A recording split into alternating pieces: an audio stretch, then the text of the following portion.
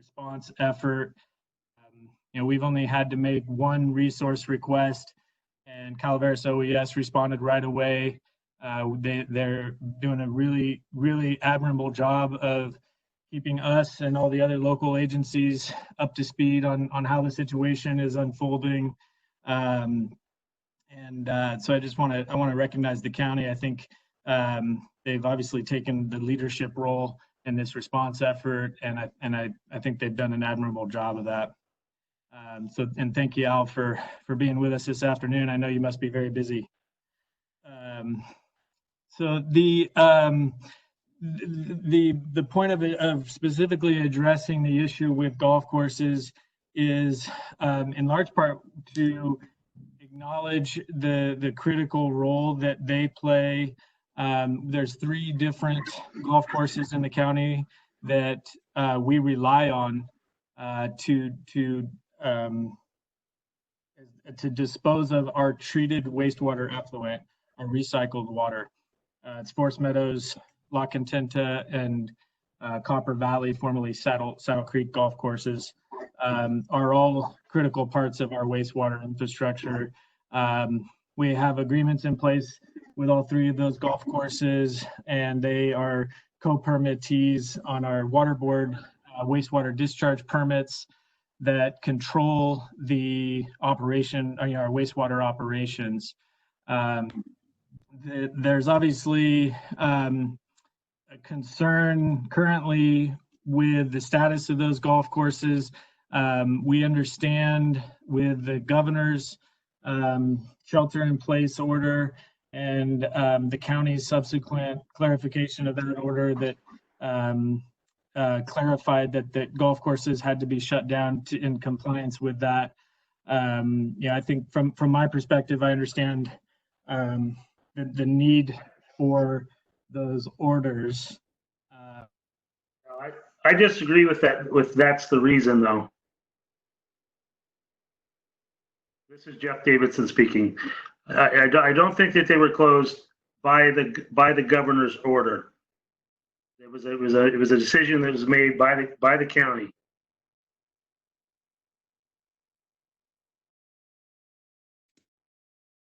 Go ahead, Michael. Go ahead and finish. I'm just making my point. So.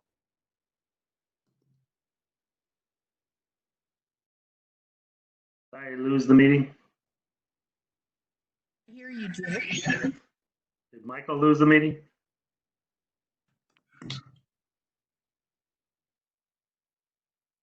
Maybe he did. Well, I'll let him pick up if I can just kind of talk. I'm the one that requested this agenda item, and what I'm really want to get to the point of is I really think that we need to acknowledge, and we need the county to acknowledge that with a full understanding that they want to have all the health-related issues, they want to solve those, and I have no problem with that. But we have to have some sort of plan in place because we have no idea how long this will last. These golf courses very soon will be spraying our recycled water on their golf courses by state order, which makes them a little different than these other so-called non-essential businesses. The 3 or 4 golf courses that are in our county absolutely are part of our infrastructure.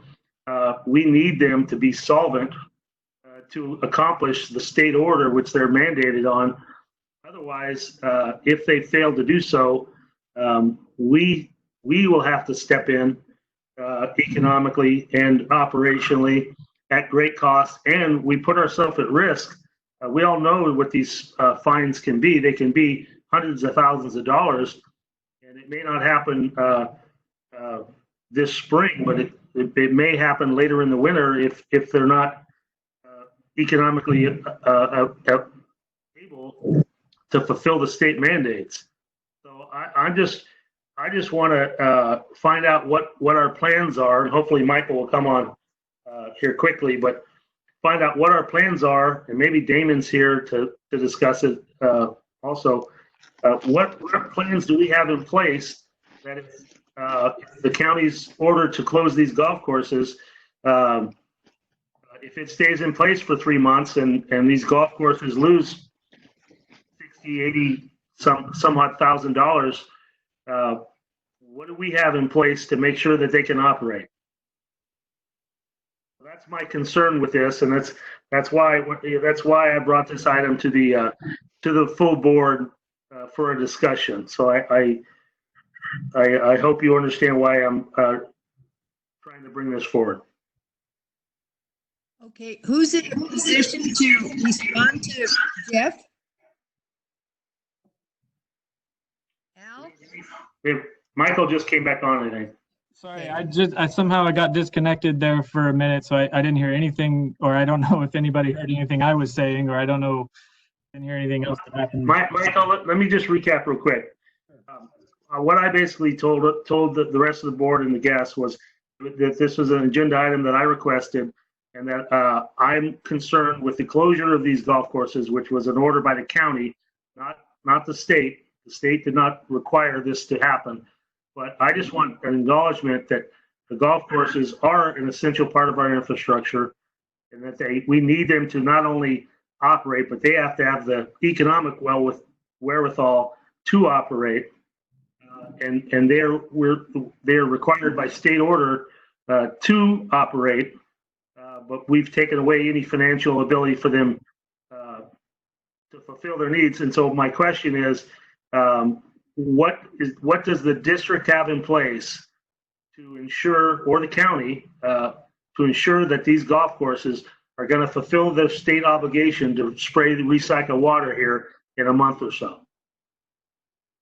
That's where I'm at. So we have the permit is really the controlling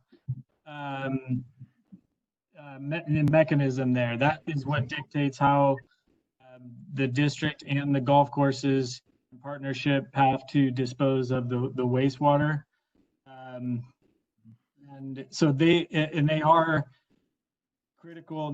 They are critical facilities or essential functions to the extent that that treating and disposing of the wastewater, to the extent they're involved in that.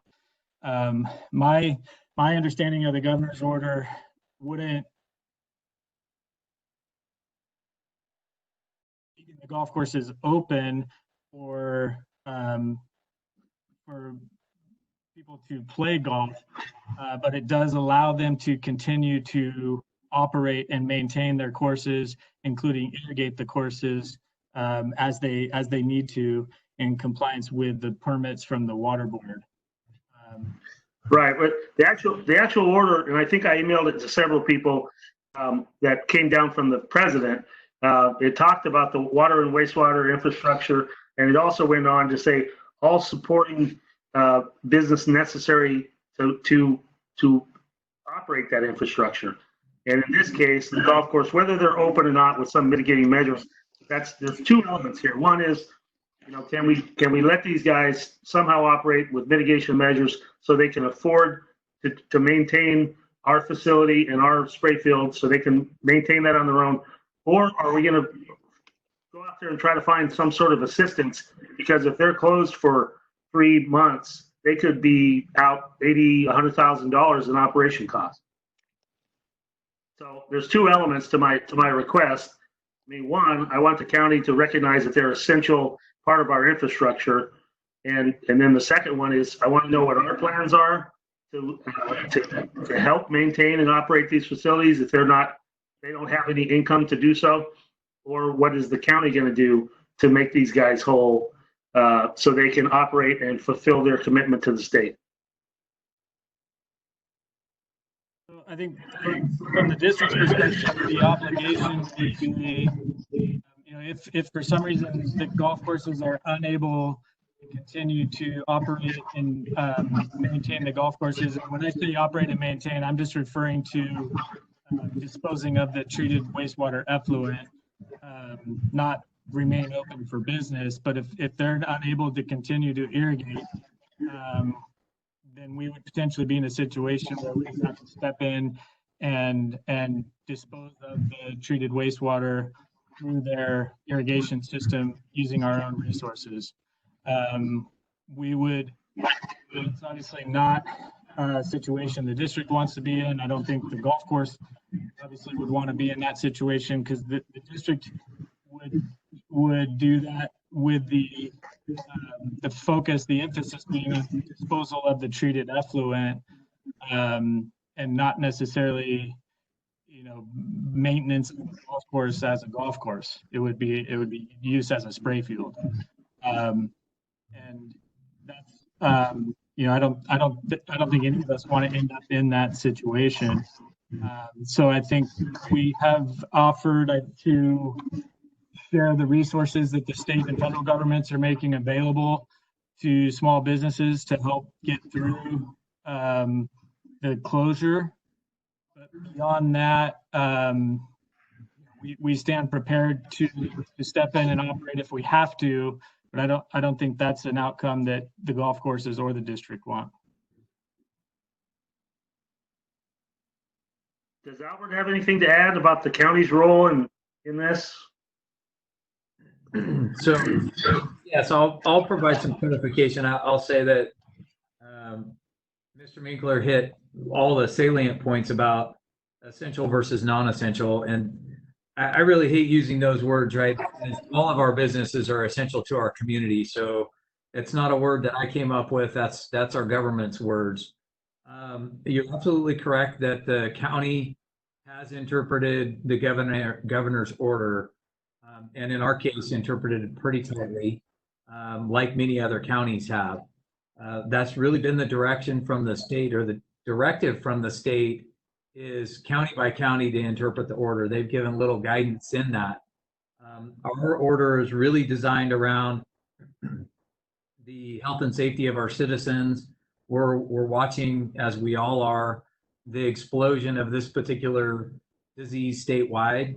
The governor's order is really following the Bay Area 6 counties and what's going on in LA.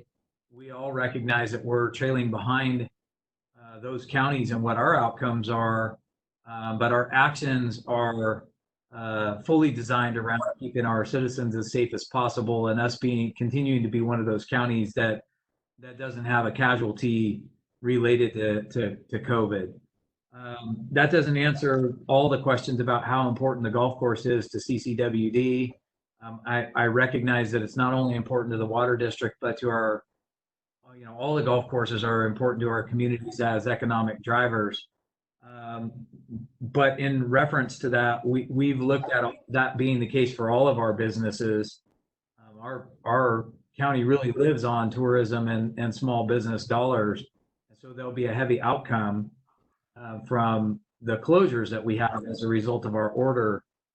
But we're working in much the way that Michael Minkler said with the golf courses. We're doing that with all of our small and larger businesses, and meeting with them regularly to provide the state and federal resources that are coming down the pike to help them keep solvent while these orders are in place. Albert, real quick, I just want to hit on one point, if you don't mind. Sure. The reason I feel that these are different is because we're mandating that these guys stay open with no income, and they're mandated by the state. And so that, I recognize, and I agree that every business has a hardship here. And my goal is to make sure that these facilities remain economically able to fulfill the state order. Otherwise, our residents are going to end up having to pay a hefty fine for a spill or some non-compliance. So I just want to make the point that the other business, maybe some of the other businesses, are being mandated to operation with no income, but I can't think of any that are. But the golf courses absolutely are being required to operate with no income. And that's not absolutely correct. That's not just of our businesses. The way we understand the order, the governor's order, and our order is that in the governor's order, and even in guidance we've gotten on the federal level, all maintenance functions of which this would fall into, are still able to happen in those businesses that are deemed non-essential. Again, I just hate the no, but the recreation piece is the non-essential piece. All of the maintenance functions of the business are still allowed to be in place. As Michael Minkler mentioned, that doesn't get to your point about the fact that they don't have income. It's a completely valid point. I can't, off the top of my head, think of other businesses that are in a similar position, but the order does apply in terms of bifurcating maintenance and essential duties to keep the business functioning versus recreational and non-essential portions of it. One other clarification, Chief, is we're not currently mandating any sort of action on the part of the golf courses. You know, they're typically the ones that are in control of when they decide to irrigate. And as of right now, there hasn't been a need, and you know, we'll see how long that continues. But the intensive irrigation season is still a little ways out, and you know, obviously it remains to be seen how long this shelter in place order continues. But with any luck, we're out of it before the golf courses have had to even irrigate, and that's really where the essential wastewater effluent disposal function comes into play. So I think right now they're probably conducting their own maintenance to keep the golf course in the condition they need it to be in, so they're ready to reopen. But it's not recreation function.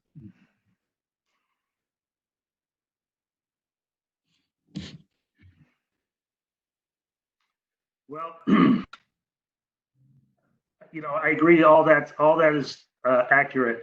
What I would like to get from this is at least a request from our board to ask the county to consider these golf courses to be essential businesses.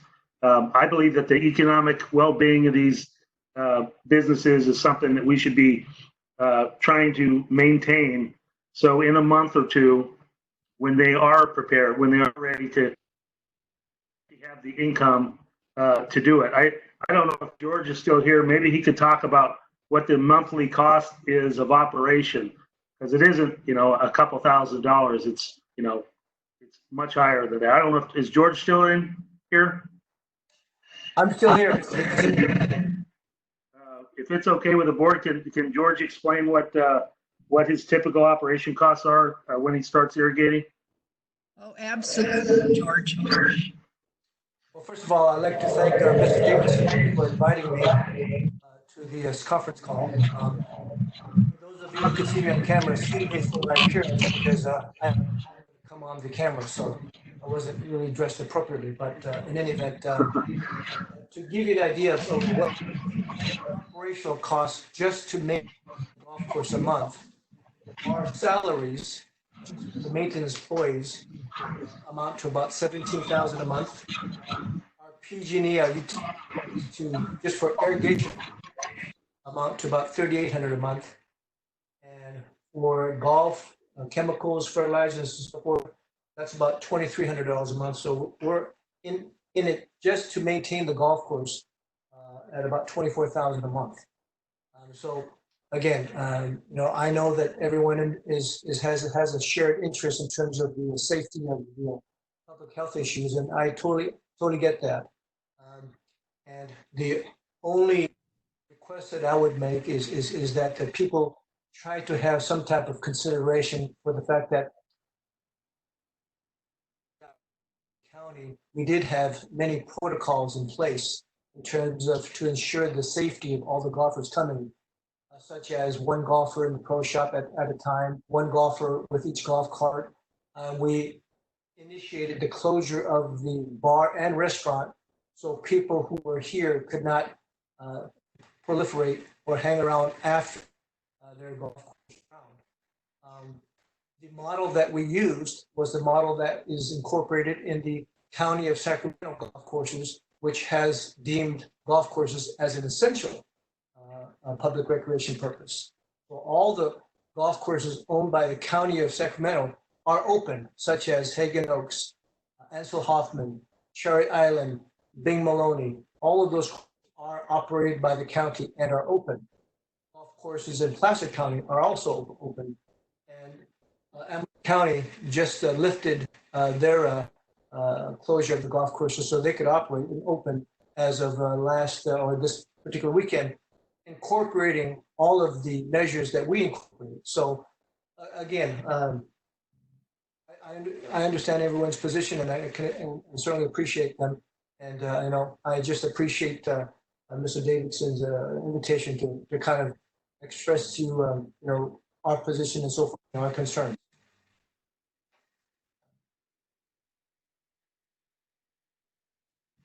So Jeff, did you get a good explanation of the whole process? Well, you know what I want, and I know Albert can't speak for the Board of Supervisors, but I would just like to. I mean, I'd like to know what the rest of the board thinks about this, and then. I mean, I would like personally to request that the Board of Supervisors reconsider including these spray fields and their economic ability to comply with the state order that they're going to be mandated to do, that they reconsider and perhaps come up with similar mitigation measures that will allow these guys to have some income. So we don't put a $75,000 or $100,000 hole if this thing lasts 3 or 4 months. If it lasts another couple of weeks, which I think it's going to be longer than that, the burden won't be so great. But again, they're a different type of business because they are mandated by the state to comply and to keep operational even when they're closed. They're mandated. It's not a well, can I go clean my parking lot type thing. They're going to be mandated by the state to irrigate and to use electricity to pump our recycled water out. And I just think it's different than a typical business. We all remember when La Cantera closed for 4 or 5 months and how we were scrambling to come up with a solution, and none of them were good. Property values plummeted. People couldn't sell their homes in La Cantera. It was a huge deal, and I hate to be putting, and I'm using La Cantera as an example because that's the one I'm most familiar with. But I hate to be putting them in such an economic hole that if something else were to happen, maybe this thing comes back next fall and we're right back where we are, and then they just throw up their hands and say, hey, we don't think we can operate a golf course here anymore. Here's good luck. That's what I'm afraid could happen. Michael, have you had any overtures from the other golf courses? No. Well, the interesting thing is in the case of Forest Meadows, obviously they were closed. Well, before, so and in some respects already going through it with Forest Meadows. This is a business decision on their part, not having anything to do with coronavirus. Mm-hmm. And they continue to operate the spray field, or at least they have assured us that they will continue to operate the spray field as required by the permit. That they're still the property owner, they're still the co-permittee. They're still obligated to dispose of the treated effluent, even when the golf course is not operating. But from what the response that we've heard in reaching out to the other golf courses is, their interest is to continue to maintain the golf courses, so they're ready to reopen as soon as they can. And that's the course of action they're taking right now. Copperopolis. That's true of the courses both courses that we've talked to. I think it's I really sympathize with the position that they're in. It's hard for any of us to predict how long this is going to last, and if this, God forbid, this lasts through the summer, the predicament that they would be in, over the course of the summer, it would be really, really difficult position. So we'll stay in touch with them and continue to monitor their ability to operate the spray fields. This is Scott Ratterman. I think everyone has framed the problem pretty well. We've identified what the issue is here, and I don't know that there's much CCWD can do at this point. We're going to use it as a spray field if we need to when that time comes. But I think what we're planning on doing here today. I don't know what that is, and Jeff, maybe you might comment further on that, what your goal was and what you were attempting to achieve. If you were just attempting to frame the issue and make everyone aware of it, I think that we're there at this point, and we're very much aware of going forward. What we're that it's going to be up front in the forefront and paying attention to it. But it's not like we haven't dealt with this issue before.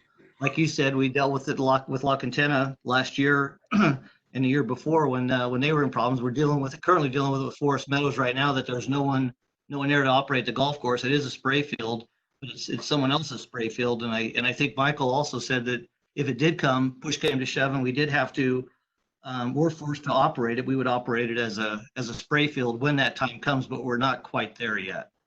Right. Scott, let me again, I thought I did kind of make a couple of requests. One, I would like our board to ask that the county reconsider the operation of these facilities, or at least have a discussion about their economic, about the county's ability to help these businesses economically, because again, they are different than a standard business. That your average business in Calaveras County is not mandated by the state of California under the threat of $100,000 fines to operate with no income. These golf courses are. So my request is that the board ask our general manager to request of the county to reconsider operation with some mitigation measures in place, so these businesses will have the economic ability to operate as we want them to in the future. And then the county can have the discussion, that's what's going to make the decision. We're not asking, it isn't like this isn't happening in different parts of the state. When you talk about Sacramento County, you've got most of those golf courses are county owned, I believe. They have as much money as they need. These private golf courses, don't necessarily have limited county tax funds to continue to operate. But I can assure you, I spoke with Dave Egerton about this, and he agreed, and he actually sent me quite a bit of information regarding these orders. This is a state. The only ones talking about it now, but I can assure you, this is going to be a hot topic statewide. When as soon as people are going to be mandated to start spraying recycled water, these golf courses are going to say, particularly the private ones, are going to say, "Hey, we don't have the money." And it's going to be a statewide issue, and I'm just trying to get ahead of it a little bit here. If I can jump in here with a comment, it's interesting to me that what George was saying about the golf courses, the ones that are owned by the county. If I understood him correctly, playing rounds of golf there under a decision that classified golf courses as being essential. My question is, what makes Calaveras County so special that we can't follow like in the shadow of Sacramento County and their leadership and their board of supervisors? Why do we have to go completely in the opposite direction? That's the overarching question in my mind. Russ, let me just bring this up. Now, it's my understanding, and maybe Albert can. I wasn't at the board discussion or didn't hear it or anything when they made this order. But I believe they did it pretty much in the dark without even knowing that the spray fields are an essential part of our wastewater collection systems. I could be wrong, but I don't think they even had a clue. I don't think that they talked to us about it before they made the order. And I understand it's a health and safety issue, and I support everything that they're doing in that regard. There has to be mitigating measures, but it was done without any consideration of how we're going to maintain part of our infrastructure. And that's one of the biggest things that annoys me a little bit is certainly I understand why they did it. It's a health and safety thing. They don't want, from what I understand, they didn't want people traveling from out of the county in to recreate at our golf facilities. I don't support the trails and things like that either. But I mean, I think the county needs to recognize that 70% of the people who are employed in Calaveras County are employed in another county and drive to that county every single day and back every single day. And that 70%, I'm sure that's true of our essential employees as well. They drive out of the county every day and come back to the county every single day.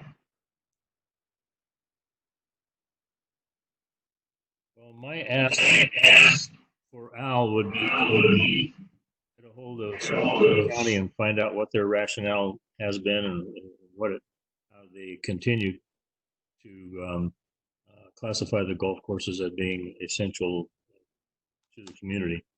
What George was describing the mitigation measures, the isolation measures that they were taking at the golf course. I'm a little frustrated here. I think that we should do a little research and reverse that order. Would be my recommendation.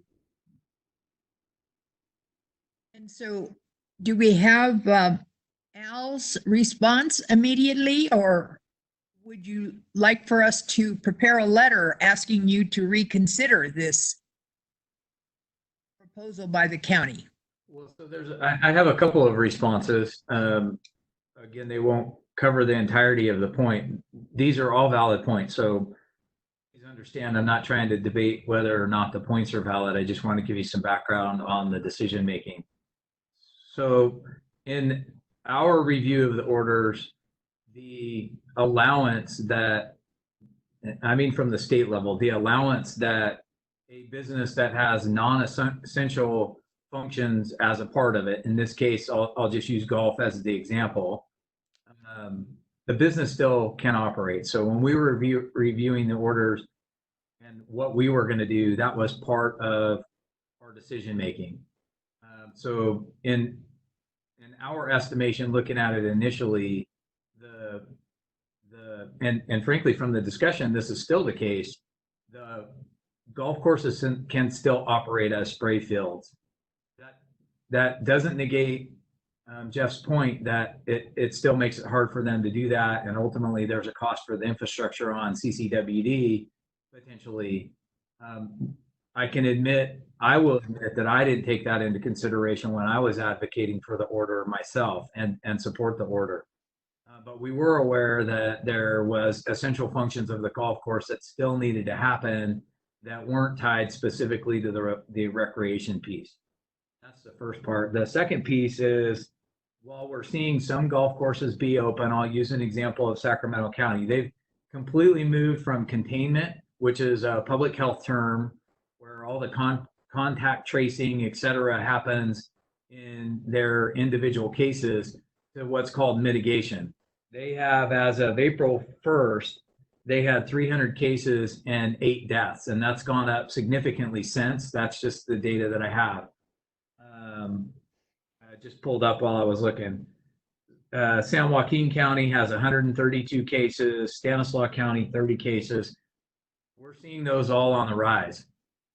Our decision was really about what are the functions that allow people to contribute to community spread.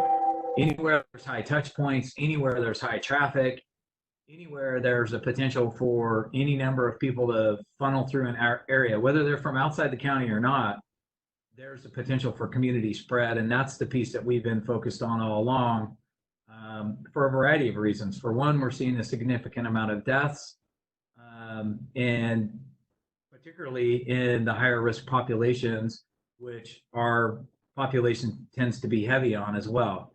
So I get that that doesn't take into consideration all the facts that we've talked about here, and I'm not trying to debate the validity of what's been discussed here. I'm just trying to give you some of the thinking that we've employed while we were looking at the different orders. As far as the direction here, I certainly can carry back to my supervisors what I've heard. I don't know that I've heard it in a way that I could articulate it fairly on behalf of CCWD. Not that I'm suggesting that you need to have an action, but a statement that I'm clear on that is representative of your entire board that I can take back to mine. Again, it doesn't have to be action, but if I'm clear on that it is a request on behalf of your entire board, and it's stated in such a way that I can, articulate it without misrepresenting it to my board, I most certainly will do that. Michael, are you in a position to write a letter to the county in response to this ordinance concerning CCWD's standpoint? I think if we want the representation, if we want this to be a request from the board, defer to Matt on this, but it would probably be appropriate. I wouldn't be comfortable expressing a position without, the board entertaining a motion on what that position should be. Well, this is Scott again. I'm in full agreement of assisting in whatever way we can to help make this happen. It certainly makes sense. And congratulations to Director Davidson for getting out in front of this and bringing it to our attention. It is something that will, I feel pretty certain, in watching the news, that it will affect us this year. And we are completely unknown. And hearing from Mr. Lee on the $24,000 a month. This isn't petty change that we're talking about. That's a huge undertaking, regardless what kind of stimulus packages are being offered for small businesses at this time, and whether or not they're going to entertain undertaking any of that money. But it's still, if CCWD can help with the situation, I'm certainly in favor of doing what we can to assist the county. To assist the golf course. And I don't know. It looks like in just hearing from us right now, I don't know if we need a motion or just give direction. Happy to make a motion if that is the case, but we've already heard from Russ and myself. That's the majority of the board. Yeah, but it's here under discussion. So that. Let me ask if I can make a recommendation.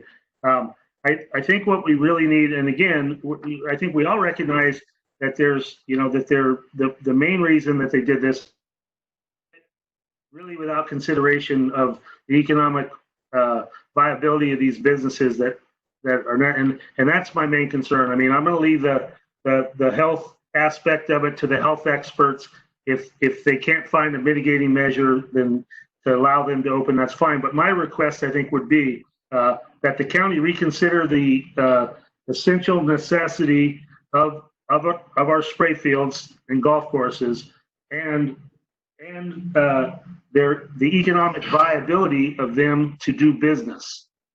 I think that's the point I'm trying to make here is we have to, if it's going to be government assistance, or if we're going to let them open on a limited basis with mitigation measures, those seem to be the two alternatives. But we have to prepare for 3 or 4 months from now, if we're still under this no golfing order, these businesses are going to be under an extreme hardship and may not reopen. So my request is that the county reconsider the essential necessity of these businesses, golf courses, which are spray fields, and consider the economic viability of these businesses. I would like them to at least have a discussion at the board level with their health officer and and perhaps some of our staff so we can help them, because I don't believe we've had a mutual discussion on this at any decision-making level yet. So that would be my request. Based on that, I would propose that we bring it back under an action item at our next board meeting. Can we just direct the general manager to draft a letter that's close to our sentiment, and then maybe bring it to an engineering committee or something? Oh, okay. So That's this, all right for the board? Bertha, this Would is save Cindy. time. Bertha, this is Cindy. I Uh-huh. joined late, but I support what all you are talking about. Okay, thank you. Michael, what do you need Appreciate at the this board. point? Michael, what do you need at this point to get a letter? It sounds like Mr. Alt is asking for some sort of official action on our part, and it sounds like a letter. What do you need to feel comfortable? Is just direction enough? And maybe Matt might speak, might open your mic and come in on this as well. What do Michael and Matt, what do you guys think we can do at this point in this meeting to get this letter out to speed up the process? so I'll jump in real quick. This is Matt. I think that you can give Michael direction, and then he can draft a letter saying that he's been directed by the board. It can't be from the board because you haven't taken an official vote. But he can draft that letter, and then if you needed to follow up later at the next meeting, you could probably do a resolution or something supporting it. But that may be the quickest way, is to have Michael just draft that now that you've given him the direction. Okay, and we can do that even though it says just for discussion. We can give him direction to write that letter. Yeah, I'm fine with you giving him direction to write that letter. You're not taking official action at this point. Okay, all right, then we, I think I have a good understanding, and I think Jeff just summed it up very well in his last comment. So I'll go ahead, and I think I have a clear understanding of what the board direction is, and we will consider a follow-up item at the next meeting. at the next meeting, right? Okay, Just one final. Michael, I think it's important that we acknowledge that we do support the county's efforts, and their health officers' efforts. We just think that this thing needs a little more consideration, but we're certainly health and safety of our ratepayers and the county residents is of the utmost important. But there are certain circumstances here that we want them to at least acknowledge and whatever we can do to. But we definitely support their everything they've done so far to keep the county safe. I appreciate that clarification, and yeah, I think I have clear direction from the board on this. The sooner we can get out there and start playing golf again, the better. okay.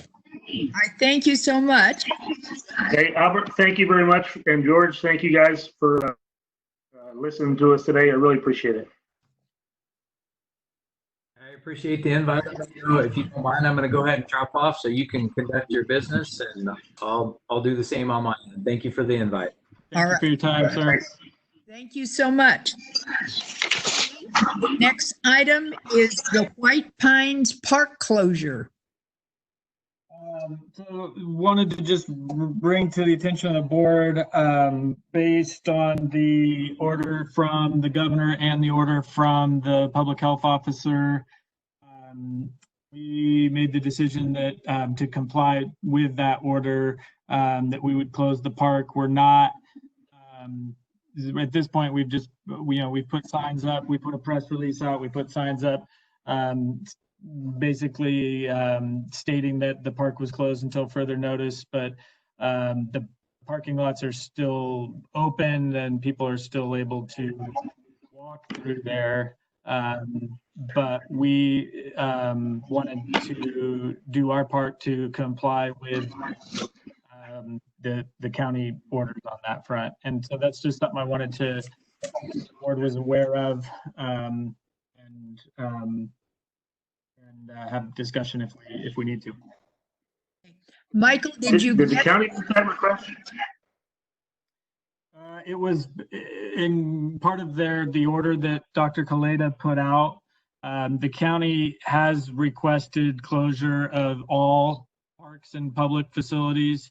And so that was part of they didn't specifically come to us and say, hey, you need to shut down White Pines, but it was part of the broader discussion.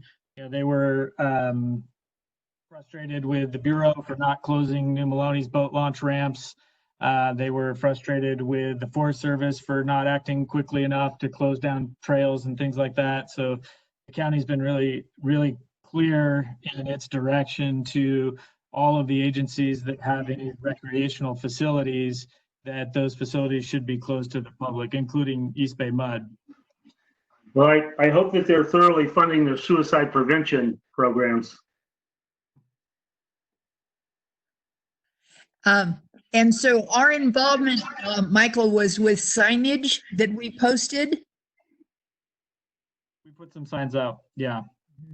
The White Pines Park Committee was also on board with it. They actually initiated it, and they said they would be out there putting yellow tape around the playground structure, and they closed the public bathrooms. They, you know, the stuff that they are responsible for maintaining, they took the first step in closing all that stuff off. Right. So they're listening to all of this health, all of the health issues. They were out front on it, yeah. Okay, the financial impact. Yeah, so we have at this point, I think, just a verbal report. Rebecca Callan, are you on the call? Yes, I'm here. So it's still pretty early to report out too much. The district has incurred just under $9,000 directly related to COVID. Specifically, those are for like disinfection, sanitation activities, and purchases of materials for that purpose. We still have bills outstanding that we're waiting for. We did have to ramp up technology needs for our workforce, a lot of the office staff working from home. Most people had desktops, so we had to get some additional technology for them. We are seeing a continued decline of investment income, which has been discussed ad nauseum in the finance committee that was happening before COVID. We're just seeing it happening more rapidly. Just so you know, and I'll also report this out at the finance committee next week, we are still working closely with Chandler, who's going to be our investment advisor. However, we're refraining from putting any funds in the market whatsoever at all. And we're pretty much staying in LAIF at this point, and we're using this as an opportunity to work on our investment policy and investment strategies for this. We do know that the PARS trust account has taken a hit. We haven't gotten reported out to what extent. We had a fairly conservative investment strategy for that PARS OPEB account, but it still was in the stock market. And I will report that out when we get that information. Unfortunately, I don't think we're going to get it in time for the finance committee, but hopefully by the next board meeting, we'll have more information with regards to that. Good news on this is with the AMI AMR meter reading project that we had a grant application for USDA. There was an interim financing requirement that we were going to have to enter into. And because this COVID has created some financial uncertainty with delinquencies on ratepayer payments for services, the USDA approved a waiver for that interim financing. So we will not have to have any interim financing moving forward with that project. How much money were we talking about? For the interim financing, it was probably going to cost, you know, $100,000 to $150,000 for the district. So that saves us that much. All right. Uh-huh. So that was a silver lining. Mhm. Outside of that, we have submitted our application to FEMA and Cal OES so that we can get any expenses that we've incurred related to COVID back. We're also having discussions with the Special Districts Association with regards to the potential if we start seeing some cash flow issues just because of delinquencies, because of the mandate for no shutoffs, then we will have an opportunity for short-term financing for the district.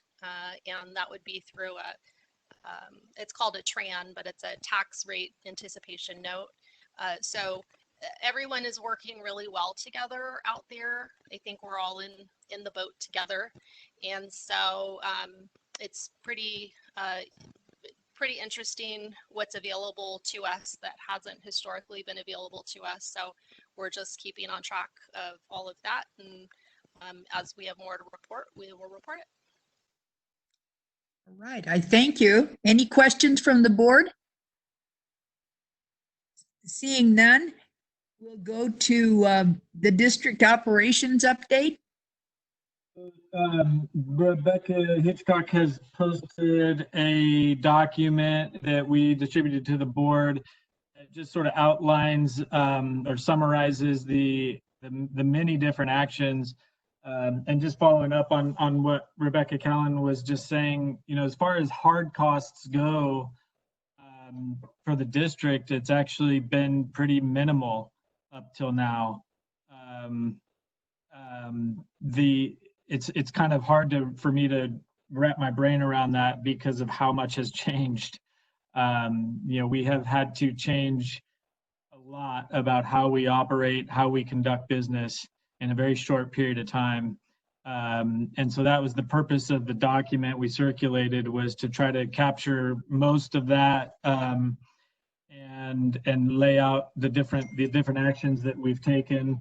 I really cannot say enough about how fantastic our staff has been in being flexible and adaptable, and just the dedication that we've seen, you know, and despite these really rapidly changing circumstances, it's been really remarkable, and that it affects every person in the organization. We're all having to adapt, work remotely, work in isolation from each other, and that's from you know, field staff all the way through to the office. And so I wasn't planning on going through each of those bullet points, but we wanted to make sure the board stays informed, just to the extent that our operations have changed, and the really phenomenal response we're getting from staff adapting to this. Michael, I have a couple of questions on the handout. And one of the bullet points said that the management staff identified employees who fell into the at-risk population as indicated by CDC. At risk. So those are people with significant life experience, specifically people over 65. Oh, okay. And also anyone that has an underlying health condition that might put them at greater risk. So obviously we can't get into who those individuals are, but we made an effort to identify those folks early on, and make sure we were doing everything we can to keep everybody safe. So that's what that was in reference to. Bertha, just imagine Bertha, imagine everybody 20 years younger than Russ.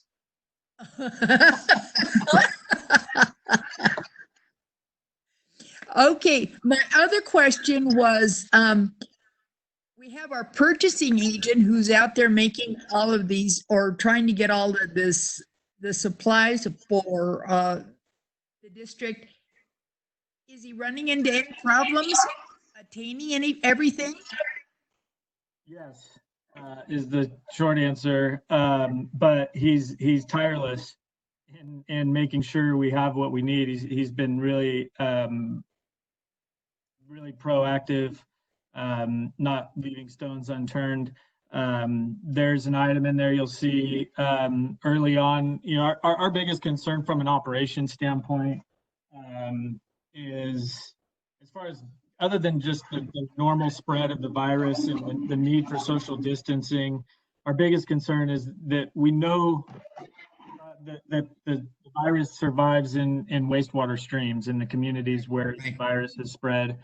And so we want to make sure that our wastewater treatment plant operators and collections crews and anyone else who might have to respond to a situation where they could potentially be exposed to wastewater, that they have the proper equipment that they need to keep themselves safe. So we very early on put in a request for additional N95 masks because we didn't have very many. And we thought that at some point it might become necessary for our crews to wear masks, and which is not a normal piece of PPE that they would be required to wear in the normal course of their business. He was able to secure those from Calaveras OES because they were not available anywhere.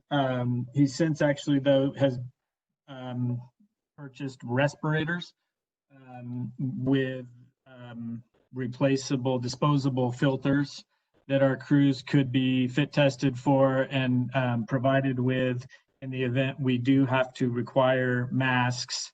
We would utilize the respirators instead of the N95 masks.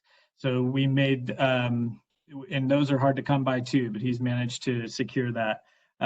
So we've made those N95 masks available to Cal OES again in case there's first responders or healthcare workers that need them. But we believe we have the additional protective equipment we would need should the need arise for that. At this time, we've monitored closely the guidance from CDC, from OSHA, from EPA, from the Water Board. They're all, the guidance from all of those agencies is continue, as far as operations go, the normal protective measures that you would take to keep yourself safe from anything that is in the wastewater streams it should be adequate to protect the workers from the spread of COVID-19. So we are, that's the guidance that we're receiving at this point, but we're also, that this is a rapidly evolving situation. If that guidance changes at any point, we're prepared to provide additional PPE should we need to.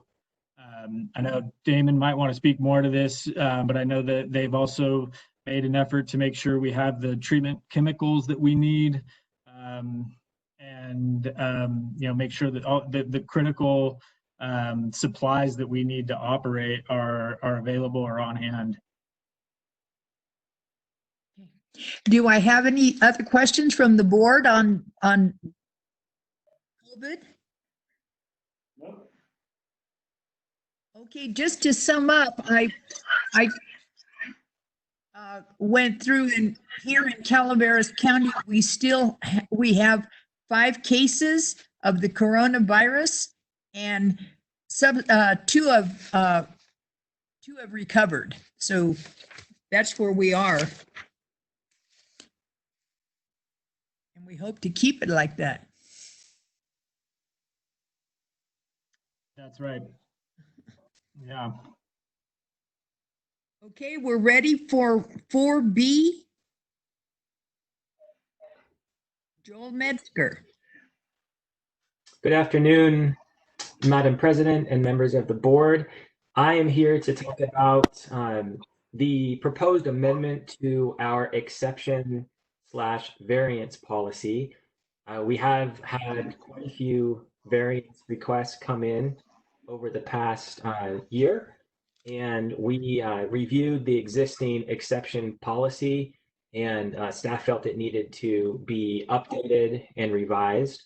And we also, as we've been going through these variance request reviews, have realized that it's taking a very, very large amount of staff time in order to really dig into what the request is and do the research in order to inform a recommendation to the board.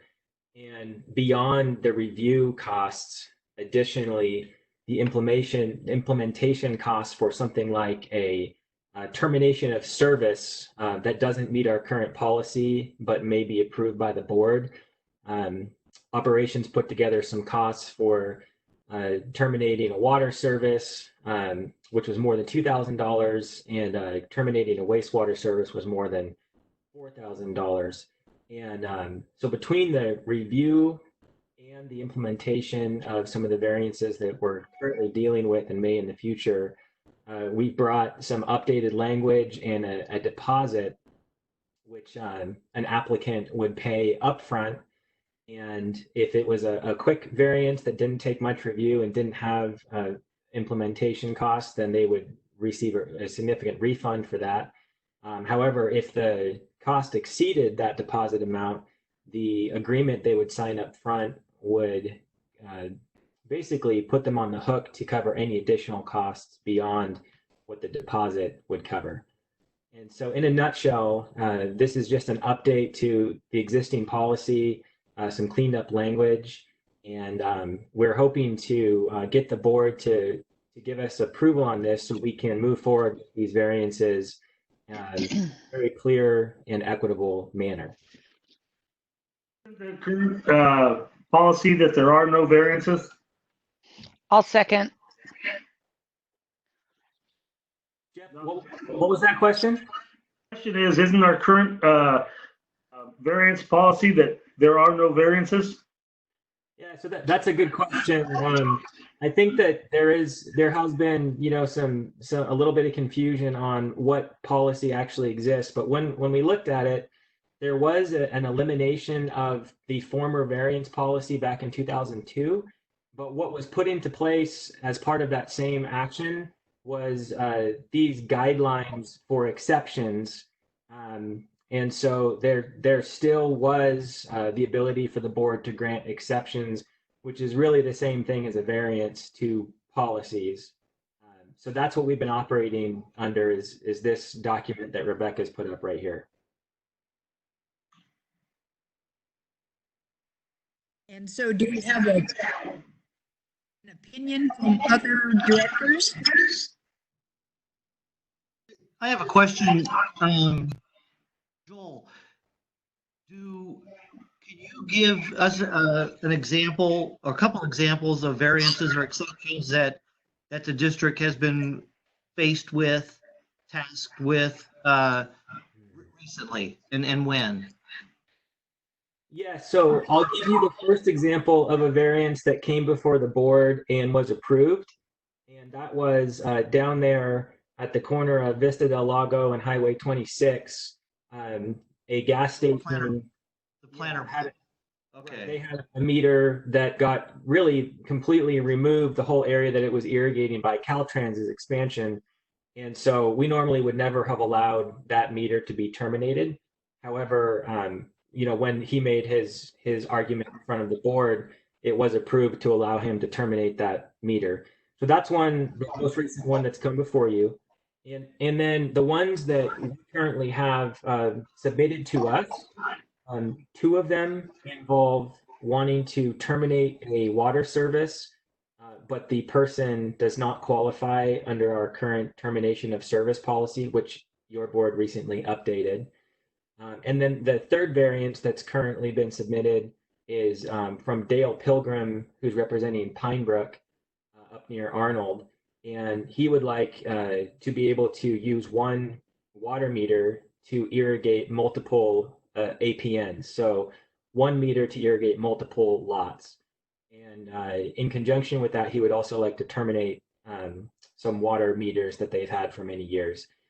And so in these cases, like with Mr. Pilgrim's variance, Michael and I and Rebecca and Charles and many of our staff members have already spent a very large chunk of time reviewing old records, looking at correspondence, reviewing service agreements and requests, and just going over all kinds of documents and trying to come to a, what would be an equitable recommendation.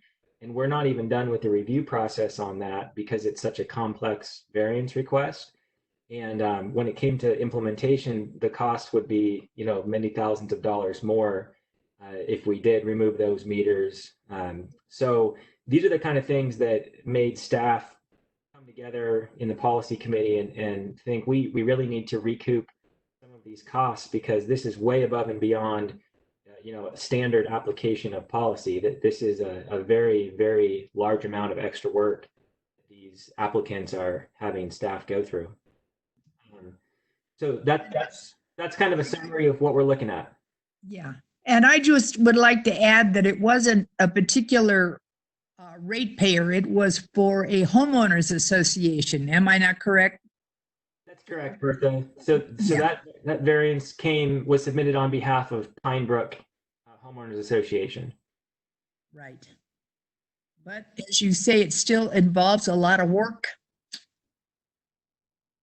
It really does. And the thing about this is that I'm not saying that every variance will require this same level of work. However, if it doesn't, then the applicant would get refunded, whatever the deposit didn't cover or whatever they paid that wasn't actually used by staff. Some of these variances could come to the board quickly and be approved, and it wouldn't be that expensive.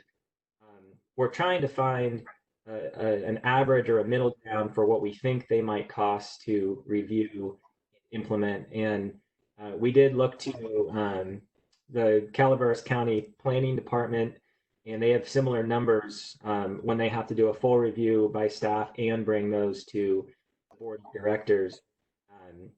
They charge a similar fee to what we are suggesting here.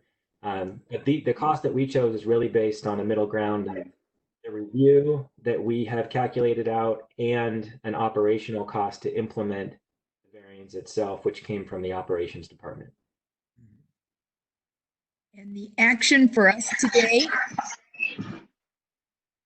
The action that staff is recommending is to approve a resolution which updates the existing exception/variance policy from 2002 and amends it to include new language with the edits that we've included and implement the $3,500 deposit, which would be submitted along with the application from an applicant. And again, that would recoup some of our costs. I'm sorry, Bertha, what was that? That would recoup some of our cost. The intent is that any additional costs outside of the normal course of business would be recouped through this deposit. And if the costs exceeded that, the applicant would agree to cover those as well. Right. Okay. And this is Cindy. And so we didn't have a deposit requirement prior to this change? No, there was no charge for the submission of a variance request to CCWD. Okay, thank you. I just want to add the intent here is that exceptions would be for very limited circumstances. We as staff, we try to stick as closely to the board adopted policies as we can. And so these would be very limited circumstances where the board reaches the conclusion that it's actually a more equitable result to grant the exception than it is to strictly comply with policy. So we anticipate this to be utilized sparingly, but it's a tool that we may need to use sometimes. Okay. Any board action?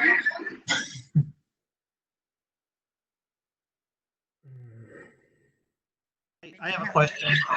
Oh, okay. The very last sentence, Joel or Michael, the exceptions or variances to regulations may only be granted by the district's board of directors unless the board has delegated that authority to the general manager. How would that take place if it's coming to the board? Would that have already have come to the board, and our decision was just let the general manager take it up with the customer? No, if it comes, it would probably be something that was laid out in policy, but in policy in advance. So if it was something that was brought to the board, I think we'd be asking the board to make the determination. If there were certain policies that said, that the board had delegated, and I can't think of an example off the top of my head, but that the board, that the level of review for the grant of an exception, it may be because it's a particularly small matter or something along those lines, that it would be delegated to the general manager and board approval wouldn't be required. That I think is what that is intended to cover, but I can't think of anything off the top of my head that would fall into that category right now.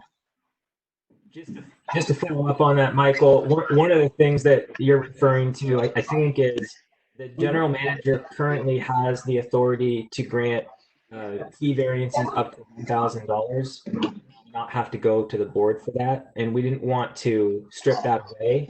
So this allows things like that are already in policy to remain and not have to go to the board for small fee waivers and things of that nature. That's a good example of that. Okay, so is that the only policy that? What I'm looking for is the unless, in the very last sentence, the word unless the board has delegated that authority. And so that is one policy that we have in place already, that every situation in that case would go to the general manager and instead of the board of directors. Is that the only policy that unless is referring to, or are there other policies similar to that, Joel or Michael?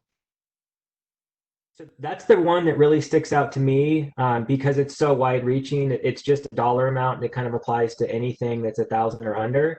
That's the general limit for if there's a financial component for a variance, but there usually is. Anything above that would generally come to the board. And then the general manager also has the ability to bring something to the board that's under 1,000, just to make sure that the board is fully informed and can weigh in on certain things. But I don't know of any other specific variances or fee waivers that are in policy that the GM would be handling without board input. Yeah, I can't think of any off the top of my head. I can't say for certain there aren't any others, but I think if there are, it would be very limited circumstances for things that at the time the policy was adopted, the board felt like they didn't need to, they didn't need it to come back to them for something that was, minor. Right. That's the other exception that not an exception or exception to our rules, but that's the only time I think that last sentence would come into effect is staff or general manager may bring an item to the board that he's dealing with a variance, and we might say at that time, go ahead and delegate all authority to you, and it may be over $1,000. That's the second circumstance I could see that taking place. Is that your guys' thought? So if the board wants to add that delegation of authority to future policy changes, it would certainly be within the board's discretion to do that. But I would not be comfortable, and I don't think any staff would be comfortable considering exceptions unless there was an express delegation of that authority in the policy. If the policy doesn't specifically say, that the general manager has the authority to grant that exception, then we're going to bring it to the board. Yeah, I really like the idea of this $3,500 deposit. It certainly puts some meat on the bone of something that's very, very, very important to somebody. And then also, and I know that we are, even though we've thought we've had a policy of no exceptions going forward, ever since I've been on the board, that certainly has seemed to be the case, but we have granted them from time to time. I'm prepared to make a motion on this if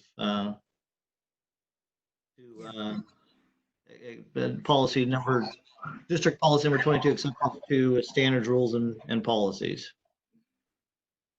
Do I have a second? I'll second second. that. Go ahead, Jeff. Okay, any further discussion? Hearing none, call the roll. The public comment? Oh, public comment? I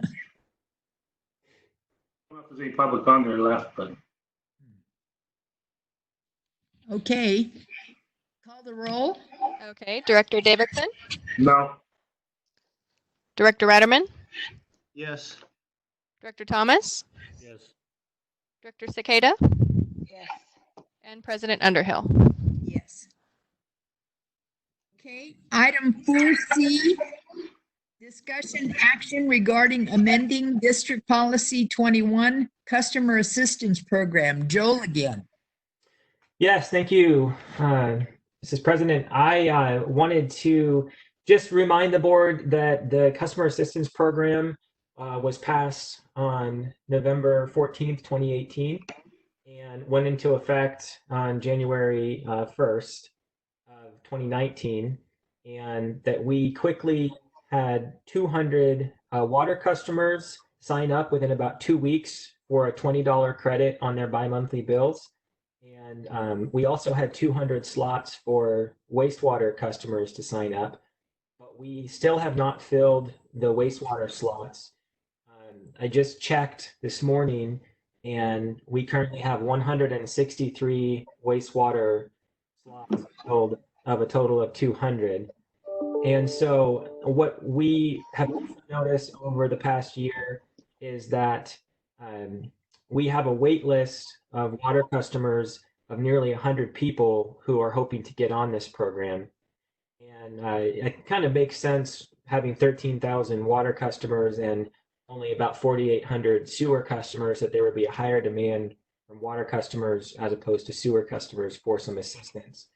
Just as a reminder to the board, you do have to provide proof of participation with the PG&E Care program in order to qualify for our assistance program. And that's basically showing that you are a low-income customer and qualify for care. And it's a pretty simple application process. Just fill out the form, give us the care application or the care proof.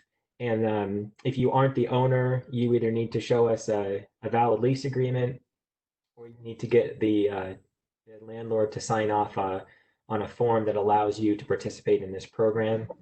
And once someone's in, they are in on a continuous basis as long as they reapply once a year.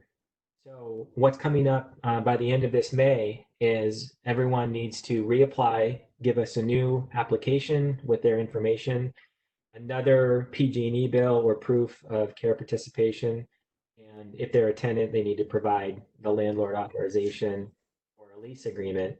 And we are going to be sending letters out to everyone on the program within the next week or two here, and also going to be contacting them in other ways via email and phone if we don't hear back from them.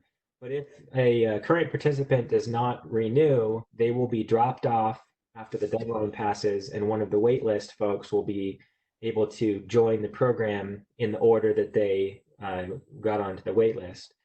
And so the reason we're bringing this to you today is because the wastewater just simply has not filled up. We have such a high demand on the water side. We'd like to propose that we reduce the number of slots on the wastewater side to 175. That still leaves us with a little bit more room to get a few more people on the wastewater side. But that 25 slots will open up an additional 37 water slots, because the wastewater credit is $30 and the water credit is $20. And so we can increase our water slots up to 237. So we can get a lot of those waitlist folks onto the program right away. And if people drop off over the next 2 months and don't reapply, we'll get even more of those waitlist folks on the program. So what I'm here today to ask the board to consider is just a very simple amendment to the policy, which just changes the number of wastewater slots from 200 down to 175 and increases the water slots from 200 up to 237. The budget of $60,000 for the program would remain the same. Joel, this is Cindy. I have a question. I think when we talked about this in our finance committee meeting, we also talked about possibly coming up with a way. So the people that signed up first, is there going to be a limit how long they can be on it? So that way the other customers who have been on the wait list for a year or more could kind of cycle in? I think we talked about it, but I didn't see any change here, and I'm not sure if we just need more time to figure out how to do that, or what do you think? Yeah, so that's a really good point. It's something that I've given a lot of thought to, and it's tough because I can see it both ways. On one hand, we clearly have more demand on the water side, even if we make the change we're proposing today, than the amount of supply that we have for this program. But I will say that my staff and I talk to people who are on the customer assistance program. They rely on it really, really seriously on their monthly budgets. And some of these people, this $20 credit or $30 credit is making a huge difference in their lives when they're making really tough decisions between medication and food and utilities and lodging and things of that nature. And so I just, I feel like we should be cautious to pull the rug out from under some of these people who really come to depend on this over the past year. However, on the other hand, there are folks who didn't sign up in time and also are in desperate need. And we'll get some of those on the program if we make this change today. And we'll have some folks get on because others will drop off and not re-sign up. In terms of that discussion about whether we should change to, you're only on it for a year and then you drop off, or 2 years or something of that nature, I think we were going to really dive into that in the finance committee. But I believe that finance committee discussion didn't happen because we ended up canceling it. So we certainly, can continue to think about whether we need to make an adjustment to this program or somehow limit the number of years you can be on it. I just think that there are certainly, pros and cons to that line of thinking. Yes. Well, I think this is a good change to make, and perhaps we can look down the road, like you say, delve into it in the finance committee in the next few months or something. How many people do we have on the wait list right now? So right now on the wait list, we have, let me bring that back up. We have 93 people who want to be on the water program, who are on the wait list. And we're looking at adding, I think, 25. Is that what we said? Yeah. We're going to add 37 slots. Oh, to the 37. water program. Mm-hmm. Oh, that's great. Okay, well, I think this is a good program, a good change that we should make. So is anybody ready for a motion, or we need more discussion? Yeah, can I ask one more question about the funding for this program? You bet. And that is? So the key with this is we're not allowed to use rate revenues to fund this. Right. Otherwise, we would be violating Prop 218. And so we have had to use non-rate revenues, and we are fortunate that we have several funding sources that are non-rate, including cell phone tower leases, hydroelectric revenues, and property tax revenues. So those are all non-restricted funds. And so the $60,000 that the board approved is coming from that pool of non-restricted funds. However, we didn't spend that full $60,000 this last year because we didn't have the program fully filled. The policy specifically states that any leftover money does not roll over. The board has to approve every year that they want to continue funding this and at what level it gets funded. And so in the budget cycle coming up this year, the board will have to look at this and consider this program and the funding for it. Mhm. Mhm. Okay, and then again, we don't have a limit on how many years they can be on this program. At this point, there is no limit. That's correct. Mhm. Okay. Two questions, George. One of them, the first one, how many people, if I understand, if I remember correctly, people will drop off this program if they're not current and they get locked, well, not locked off these days, but if they got locked off before. Number one, is that correct? And has anyone left this program because of that? That is correct, Director Ratterman. If someone is locked off during this program and it is not, is not being paying their bills on time and is being, acting in bad faith, they do get dropped off the program. However, what we've found is that people are not, they're not getting to the point where they're getting locked off because they have expressed to us that this program is so valuable to them that they're doing whatever it takes to pay their bills and make sure that they are able to continue. We also have had quite a few customers come in and ask us, I know I need to renew. When do I need to do it? How do I do that? This is so important to me. I don't want to lose it. Many people have come in asking that question and called us. So I would say that in that sense, we've been successful in that we are actually this program is helping people be better at paying their bills and avoid being locked off. So in that sense, I think that we've been successful.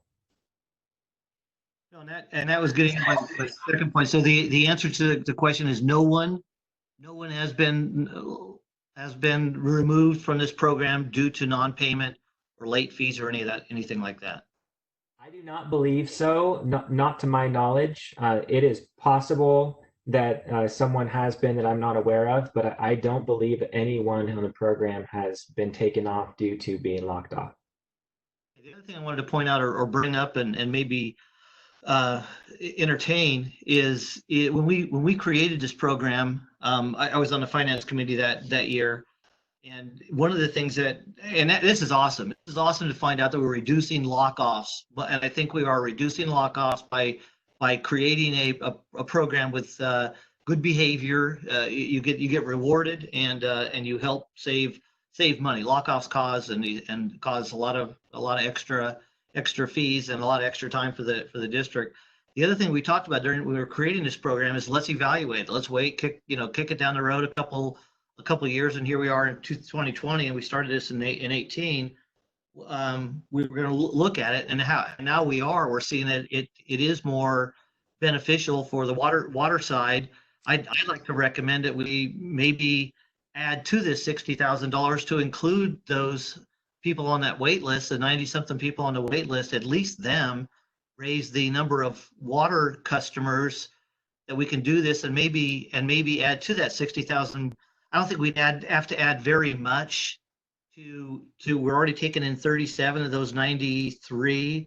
So we're looking at 50 something more. And I don't know what that cost would be, but I'd like where we're doing this and we're opening up this policy. I'd like to suggest that the board at this time consider getting rid of that wait list and then again evaluate it next year to see what the interest is and reward those that are interested, and it will help. I think at this point we should definitely have a discussion about that during budget. Yeah. But we are just to remind you, we are seeing a decline in some of our discretionary revenues. So that does impact any expansion of this because it is limited to discretionary revenues. My recommendation is also going to be that we take that under consideration as a part of the budget approval for next year.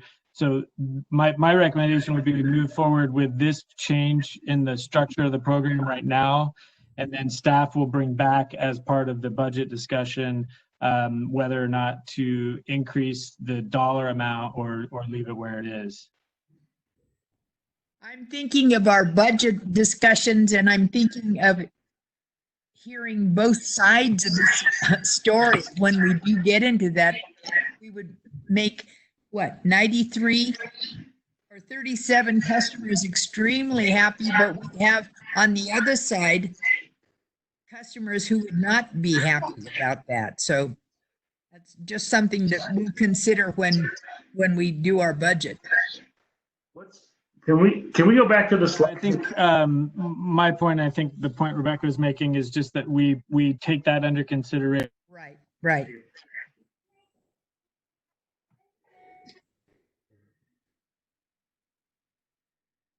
Okay. Is there where's the resolution? My idea was agreed to by staff, so the resolution is just exactly as Joel had explained it. I'll move for a second. I'll second it. Yeah, Scott, I'm fine at looking at that, but I don't know that we have a budget surplus right now, so I'd rather do that in the budget cycle. I certainly agree, especially with what's going on with not being able to do lock-offs, and we are gonna have a reduction in revenues this year and maybe next, and maybe substantial. So I'm happy with that, and thank you, Rebecca, Callan, and Michael for pointing that out. Okay, you call the roll. Public comment? Public comment? Public comment, excuse me. It's kind of hard to see public. Okay, hearing no public. Okay. The roll. All right. Director Davidson? Yes. Director Ratterman? Yes. Director Thomas? Yes. Director Cicada? Yes. President Underhill? Okay, reports. Report out from the Ad Hoc Strategic Planning Consultant Selection Committee, Michael Minkler.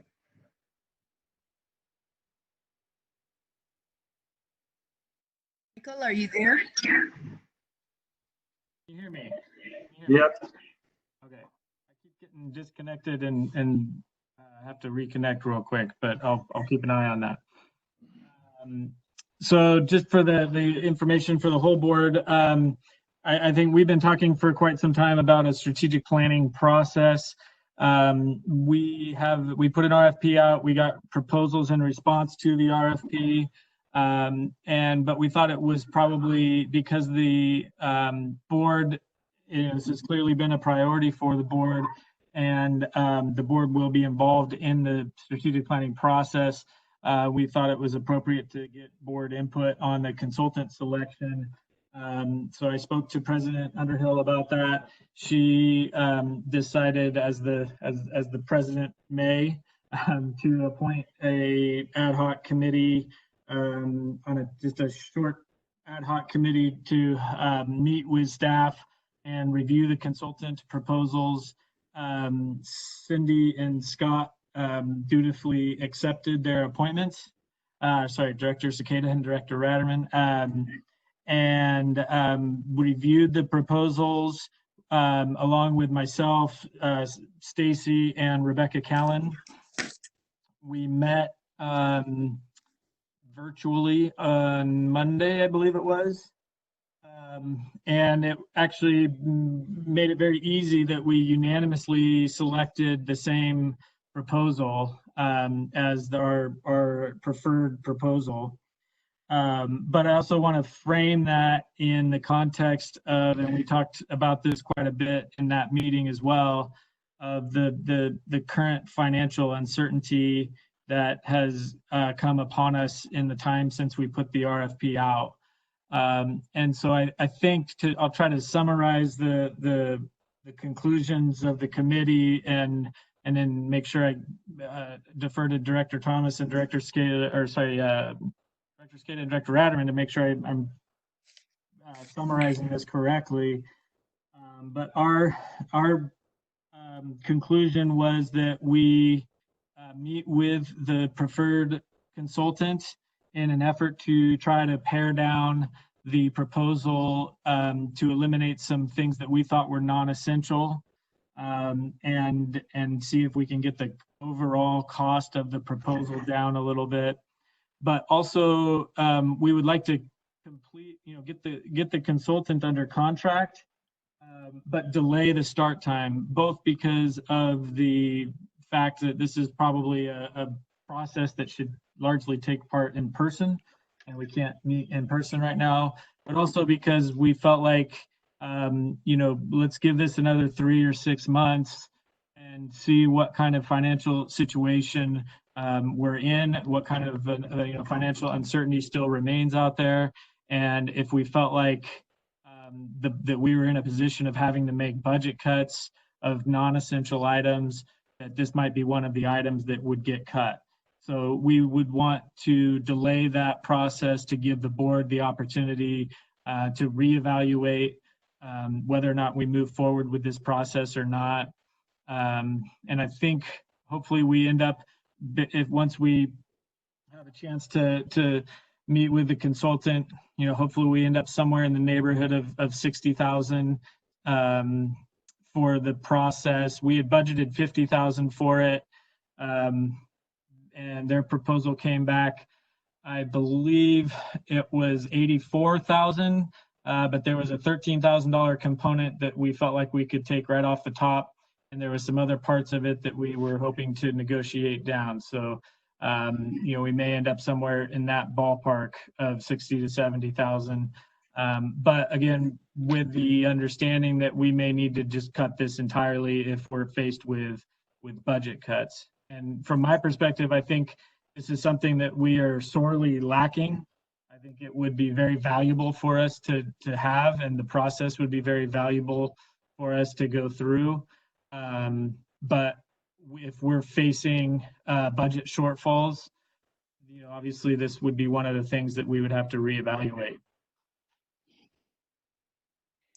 Yep. Michael, I think you said that pretty good. And, maybe get in contract, but have the option to not go forward with it if we decide to, 3-6 months from now. And my take on it was that consultants are really looking for jobs at this point, so that I don't think that would be a problem of our having to go out and look for another one at some point because they didn't like our proposal. Yeah, I'd be very surprised if we get a take it or leave it response to that request. Mm-hmm. Well, my 2 cents are it was just a review of the consultants, a review of the bids that had come in. I think it was obvious that to all of us on the phone that 2 of them kind of rose to the top. It was funny that each of us, everyone on the call had picked the top 2. Exactly the same, and then reviewing those, we all agreed that which one would work out best, and it was actually one of the closest ones geographically to us, and it wasn't the cheapest one, but it certainly seemed like they knew what they were doing. So yeah, we're real hopeful that and I think optimistic that they will work with us on reducing some of the scope and pricing to work into a budget, and then set the contract up as our direction, or what we agreed to, that set the contract up like Michael says, so we can dump the whole thing and get out of it completely if need be. And I'm going to recommend at this point that if we have to do that because of the importance of this and how it might help the district, especially, I think Stacy brought it up on our call that we got a whole group of new managers, not new to management necessarily, but new to CCWD, and the vision that this would that a document like this would apply to everybody. It would certainly be helpful. But yeah, if we could set it up where postponing it as opposed to canceling it would be something I'd like to add to that. And that's yet to come. I think that's going to be in the ability of Michael and his negotiations with the vendor. Well, it makes sense to me. So, any other comments? Yeah, it strikes me that that's a kind of a strange contract that you're asking them to sign. We like what you're proposing here. We'd like to go forward with it, but we can't, and we might never go forward with it.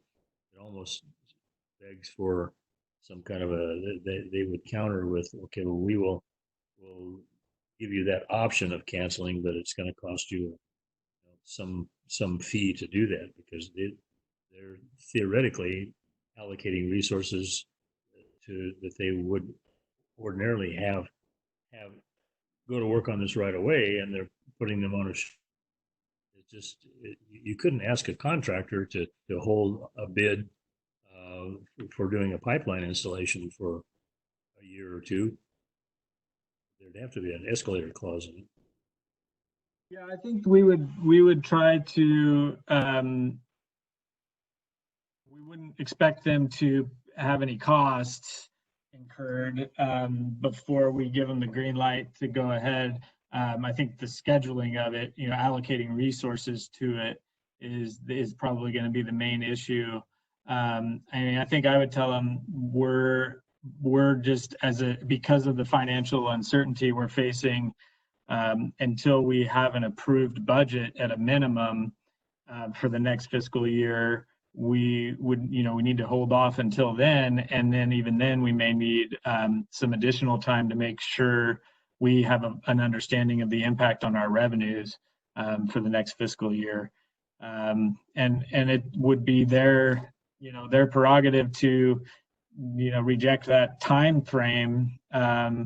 But I don't know that I'm not sure I would want to agree to any sort of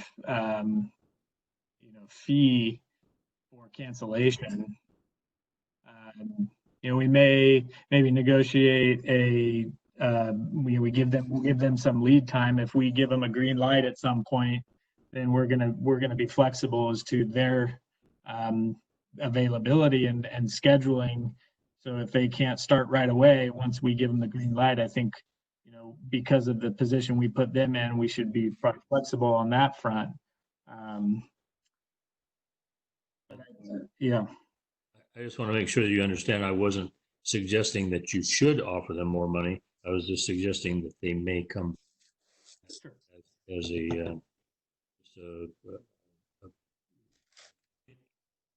would want to talk about. Yeah. I don't have any problem with this.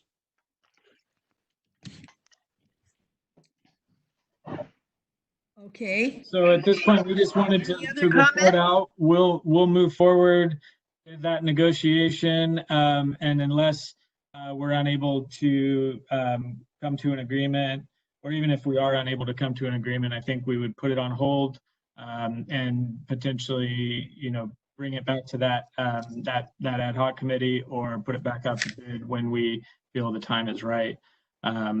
But we'll see if we can get an agreement with this consultant under the circumstances that we described.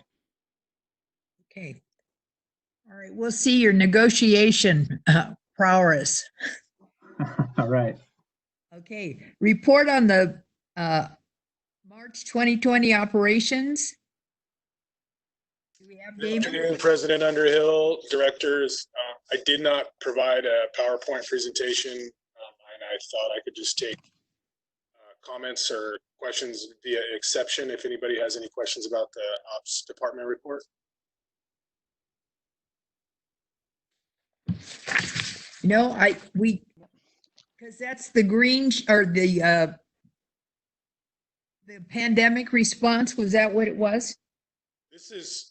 This incorporates field staff's work efforts under the requirements of the shelter-in-place requirements, but it also breaks down different work efforts that were completed in the month of March.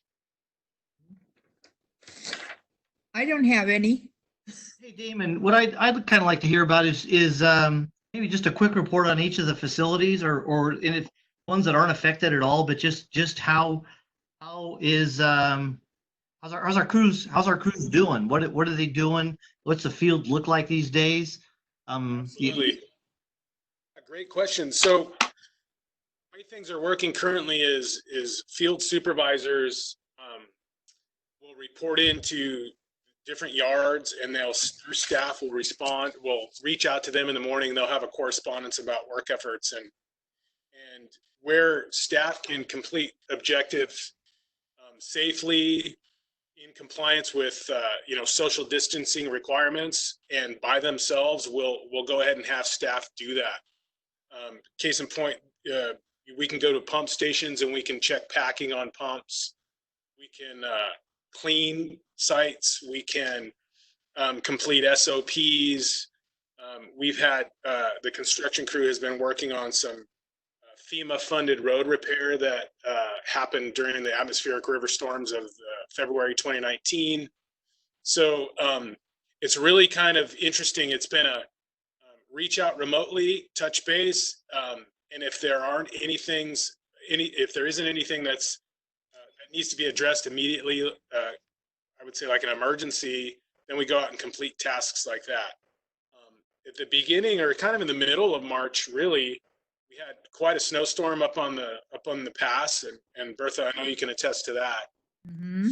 So really, our mechanical staff at the outset was just focused simply on refueling generators for many days, just to address the snowstorm there and the loss of power, and so that kept their minds kind of off, for lack of a better term, the objectives moving forward in consideration of coronavirus and COVID-19 requirements.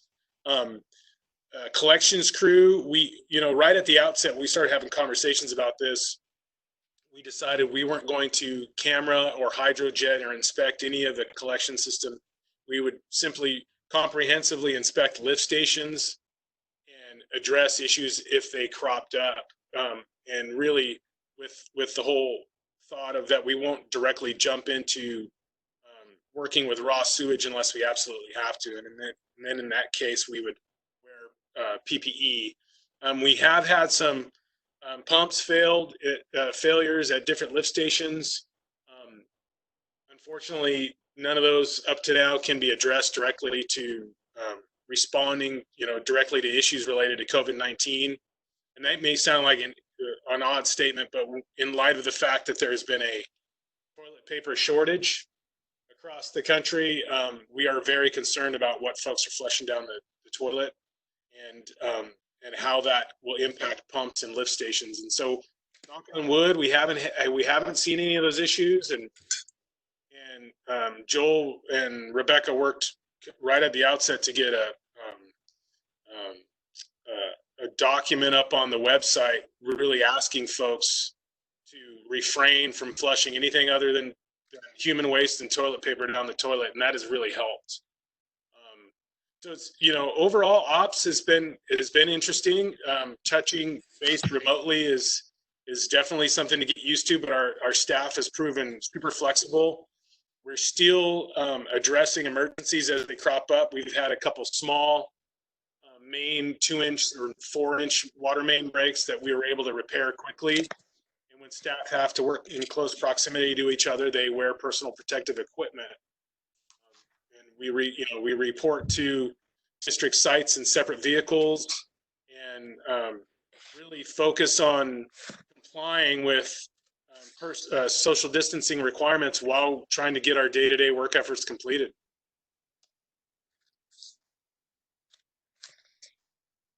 Damon, a question for you. We did go through, what was the length of our outage up here? It was a little over 4 days for our facilities. We had approximately 4 treated water pump stations / tank sites affected. They were out for quite some time. Uh-huh. But I have a question, Damon. What are we seeing a spike in volume in our sewer treatment plants? We are. That's interesting you asked. Yeah, a little bit, not extensive, but yeah, we definitely are. Okay. So it's not a big spike. It's just right. It's not a huge. It's kind of like a weekend. It's like a permanent weekend. You see a little bit of an increase. Well, again, I mean, if this lasts, several months and we start to accumulate, we just need to be keeping track of our storage. Absolutely. Understood. Well, and I just really want to commend the field forces for their coverage, regardless of the weather or the time of day or night. They're always there, and I commend them, of course. I will relay the message, Bertha, and I couldn't agree more. No, thank you, Damon, for that report. And yeah, ditto. Try and get that as much. This is a tough time for everybody, for everyone on staff. Rebecca, both Rebeccas and Joel, and everybody working from home. Michael, it's a total change in how we operate, and hopefully we can get through this without much problems. Our field staff's probably never been happier. They don't have to talk to anybody. Yeah. Just go and do their work. Yeah. Right. Come true. Yeah. That's great. That's great. Thank you, Director Radaman. I will definitely relay your message as well.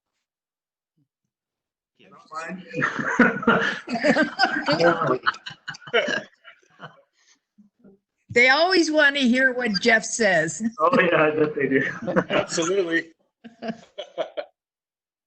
Okay, the general manager report. Nice picture. Oh, wow, look at this. Got time on your hands. How about that?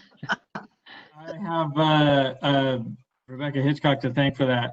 And unfortunately, my report is not going to live up to the graphic, because I actually don't have a whole lot to report that's not on the agenda or that wasn't included in the pandemic response document that we put out.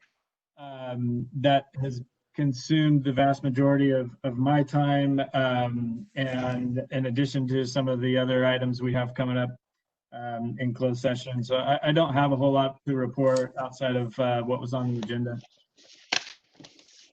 Okay. So we're ready for board reports. Sure. Cindy? I will start. I don't have a whole lot to say either. The JPA meeting for the IRWM was postponed in March, but we do have a teleconference scheduled for the 15th, next Wednesday, I believe it is. And then Michael and Rebecca, I wasn't here for the first part of the meeting. Did you guys get my note about my time card, the adjustment for the mileage? I did Did get you the guys talk note. about that? It wasn't brought Okay. up in the meeting, but what I recommend is we'll just take a deduction off of your April for the mileage. Okay. Make Yeah, that correction. other board members, I put mileage for the meeting on the 25th because I usually copy the previous month's time card and I didn't realize it. And I believe we had a teleconference, so there wouldn't have been any mileage. So that's it for me. Okay. Scott? I got nothing but happy Easter, everybody. Oh, yes. Russ? Likewise, I have nothing to report except I'm social distancing at the ranch. Well, the only thing that I found in my notes was the fact that there's a distillery up in Rancho Cordova, and their newest product is hand sanitizer.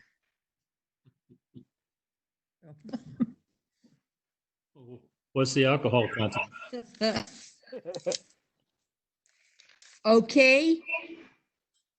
The next board meetings are Wednesday, April the 22nd and May the 13th.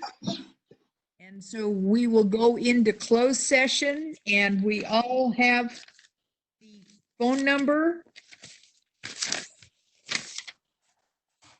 for the closed session. Is the closed session we can call in via this conference line, not this line, but the other line, or is it just telephone call in any only? It's call in to the conference call number that we emailed out. Okay.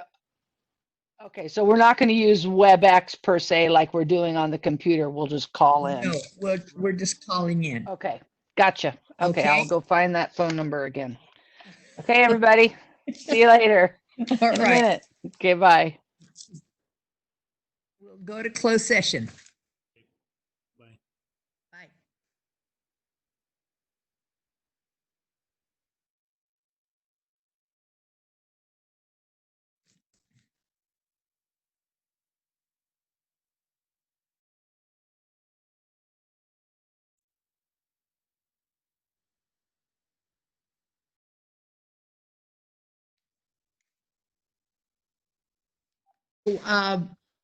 There was no reportable action from closed session, and so the meeting is adjourned.